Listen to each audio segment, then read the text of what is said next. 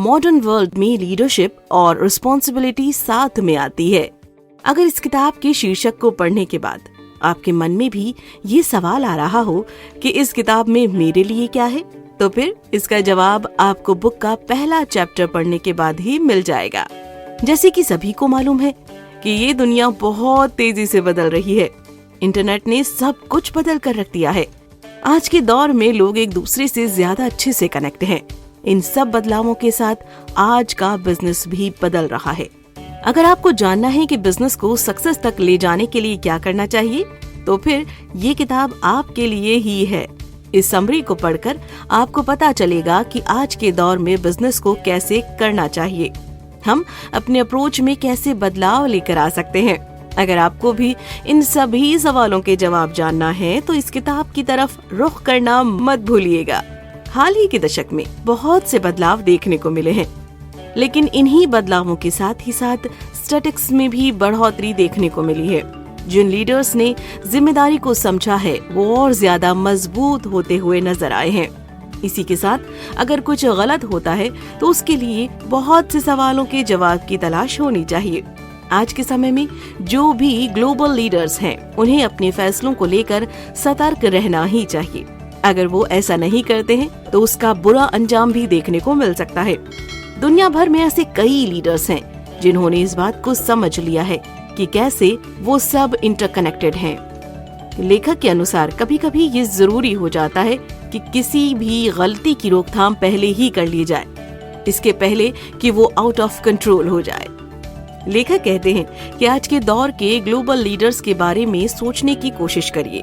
क्या आप उन पर भरोसा कर सकते हैं कि वो अपनी छोटी गलती से सीख ले पाएंगे? इसी के साथ लेखक कहते हैं कि आज के समय में इंटरनेट और टेक्नोलॉजी का भी बहुत बड़ा योगदान है। इसकी मदद से लीडर्स खुद की परख कर सकते हैं, लेकिन सवाल यही उठता है कि वो अपनी जिम्मेदारी को कितना समझते हैं। यहाँ दिक्कत एक बात की और है, वो ये है कि अभी भी लीडर्स ने टेक्नोलॉजी के महत्व को समझा नहीं है। साल 2008 का एक किस्सा है। देश था भारत और कंपनी थी कोका कोला। उसने देश के कई हिस्सों से पानी को गलत तरीके से यूज किया था। इंटरनेट की मदद से जैसे ये खबर फैली, दुनिया भर में इसकी सेल्स कम हो गई थी। इसके बाद कंपनी के सीईओ ने खुद सामने आकर सफाई देते हुए माफी मांगी थी। चैप्टर 2, जिंदगी में एथिक्स का होना बहुत ज्यादा जरूरी है। क्या आपने आज कोई गलती की है? क्या आज आप कोई जरूरी काम भूल गए हैं? क्या आज आपको कुछ नोटिस करना था जिसे आपने नहीं किया है? एक बात सच है कि इंसान गलतियों का पुतला होता है। सभी से गलतियां होती हैं, अब चाहे वो पॉलिसी मेकर्स हों या फिर सरकार। इसी के साथ हम सभी की ये आदत भी होती है कि हम अपने एक्शन को डिफाई करने की कोशिश करते हैं। हम अपने आप को एथिकल दिखाने की भी कोशिश करते हैं, भले ही हमारे पास कितना भी पैसा या पावर हो। कुछ चीजें सभी के अंदर एक जैसी होती हैं। साल 2008 का जो इकोनॉमिक क्राइसिस था वो पैसों को लेकर नहीं था, वो क्राइसिस मॉरल और एथिकल इश्यूज को लेकर था। उस दौरान के ग्लोबल बैंक्स के बीच में डिसऑनेस्टी, लालच जैसी चीजें आ गई थी, जिसके कारण इकोनॉमिक क्राइसिस आई थी। ऐसे लोगों को बैंक ने लोन्स बांट दिए थे जिनके पास ना ही जॉब्स थी और ना ही कोई सिक्योरिटी। इसके बाद क्या हुआ? पूरा खमियाजा सभी को भुगतना पड़ा था। अब सवाल ये उठता है कि उस दौरान के इकोनॉमिक क्राइसिस के दौरान आखिरकार इतने सारे लोग एक साथ गलत कैसे हो गए थे? इसके पीछे का रीजन ये है कि कैपिटलिज्म से कई सुविधाएं तो आती हैं, लेकिन अगर इसी कैपिटलिज्म को एथिक्स के साथ फॉलो ना किया जाए तो उससे पूरी अर्थव्यवस्था भी डूब सकती है। इसका एग्जाम्पल 2008 के इकोनॉमिक क्राइसिस के तौर पर देखा जा सकता है।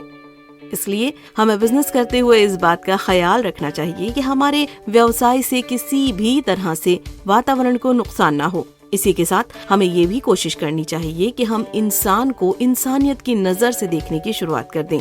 हमें हमेशा लोगों को ग्राहक के रूप में नहीं देखना चाहिए, बल्कि हमें ये समझना चाहिए कि इंसानियत से बढ़कर कुछ भी नहीं होता है। आज के समय में ये देखने को मिलता है कि लार्ज स्केल कंपनियों को कई तरह की दिक्कतों का सामना करना पड़ रहा है। इसके पीछे का रीजन ये है कि उन कंपनियों के अंदर एक ब्यूरोक्रेटिक स्ट्रक्चर होता है। वो स्ट्रक्चर आज के समय में सर्वाइव नहीं कर पा रहा है। इसके पीछे का कारण है कि आज के समय का बिजनेस काफी तेजी से बदल रहा है। इस बदलते दौर के कारण कंपनियों के सामने चैलेंजेस भी काफी ज्यादा आ चुके हैं। अब एक सवाल आता है, आखिर कंपनियों को क्या करना चाहिए? इसका जवाब है कि कंपनियों को एडॉप्ट करना सीखना चाहिए। एडॉप्ट करना तो सीखना चाहिए, लेकिन आखिर कैसे? सबसे पहले तो कंपनियों को ब्यूरोक्रेटिक स्ट्रक्चर को उखाड़ फेंकना चाहिए। उस स्ट्रक्चर के कारण कंपनी के सीईओ और मैनेजर्स के बीच में काफी ज्यादा फर्क आ जाता है, जिसके कारण कंपनी में लोगों की पर्सनल ग्रोथ नहीं हो पाती है। अगर कंपनियां इस स्ट्रक्चर को खत्म कर देती हैं तो सबसे ज्यादा बढ़त लोगों की पर्सनल ग्रोथ में होगी, जिसके कारण उनके काम की क्वालिटी में भी वृद्धि देखने को मिलेगी। लेखक बताते हैं कि ऐसा देखा गया है कि जिन क्रिएटिव कंपनियों ने ये कदम उठाए हैं उनको काफी ज्यादा फायदा देखने को मिला है। इस चैप्टर में लेखक बताना चाहते हैं कि अगर आपको अपने बिजनेस में सफलता को पाना है तो सबसे पहले आपको इनोवेशन की तरफ ध्यान देना होगा। जब कभी भी आपको मौका मिले तो अपने बिजनेस को नए नए इनोवेशन से रूबरू करवाते रहिए। जब कभी भी आपके पास कोई शानदार आइडिया आए तो उसे लोगों से डिस्कस करना ना भूलिएगा। वाइल्ड आइडिया का सम्मान हमेशा करते रहिएगा। किसी भी बिजनेस के लिए सक्सेस मंत्र यही है कि आपको इनोवेशन के प्रति खुद को सजग रखना ही चाहिए। चैप्टर 3, गेम चेंज कैसे करते हैं? आज के समय में एक शब्द आप बार बार सुनते होंगे, वो शब्द है इनोवेशन। लेकिन क्या आप जानते हैं कि इनोवेशन कैसे हुआ जाता है? इससे पहले हम एक एग्जाम्पल को समझने की कोशिश करते हैं। ब्लिंक किताब के लेखक के अनुसार इंसानी दिमाग अपने एक्सपीरियंस के अनुसार रिएक्ट करता है। ये अनुभव सही भी हो सकते हैं और गलत भी। ये डिपेंड अलग अलग इंसानों के नेचर पर करता है। इस हिसाब से कभी भी आप कोई फैसला लें, बड़ा फैसला, तो सबसे पहले एक बार पॉज हो जाइए। एक सवाल उसी वक्त खुद से पूछिए कि इस फैसले से फर्क क्या पड़ने वाला है। कहीं आपके इस फैसले से किसी का नुकसान तो नहीं हो जाएगा? अगर आपको लगे कि अभी एक बार और सोचने की जरूरत है तो फिर रुक जाइए। इस प्रोसेस से आप अपनी थिंकिंग को बेहतर समझ सकोगे। थिंकिंग के अलावा भी आप दिमागी सिस्टम को भी समझ जाएंगे। खुद के ऊपर ये छोटे छोटे एक्सपेरिमेंट करके आप कई बड़े अच्छे फैसले करने लायक बन जाएंगे। अब आते हैं इनोवेशन के ऊपर।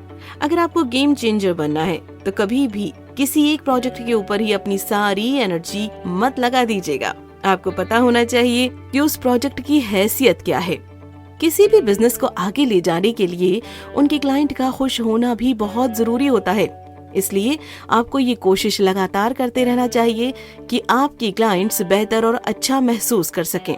उसके लिए आप छोटे छोटे एक्सपेरिमेंट भी कर सकते हैं। अगर आपने अपने क्लाइंट्स की नब्ज को पकड़ लिया है तो समझ जाइए कि आपने लीक से हटकर कुछ पा लिया है।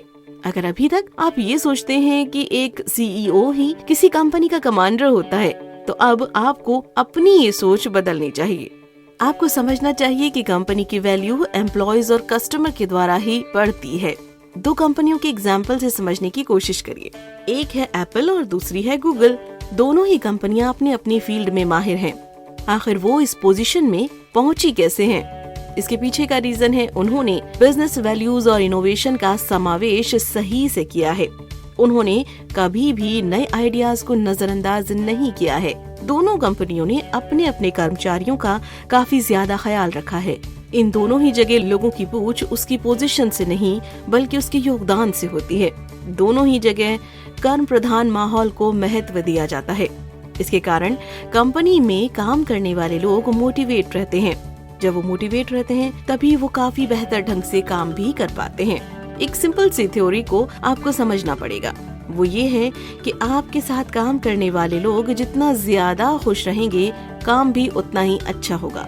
इसीलिए अगर आप किसी बिजनेस की शुरुआत के बारे में सोच रहे हैं तो इस बात का विशेष ध्यान रखिएगा कि कंपनी के लिए उसके एम्प्लॉयज किसी एफडी से कम नहीं होते हैं। बिजनेस के लिए एक बात का ख्याल और रखना चाहिए, वो ये है कि आपको कंपटीशन में बने रहना है।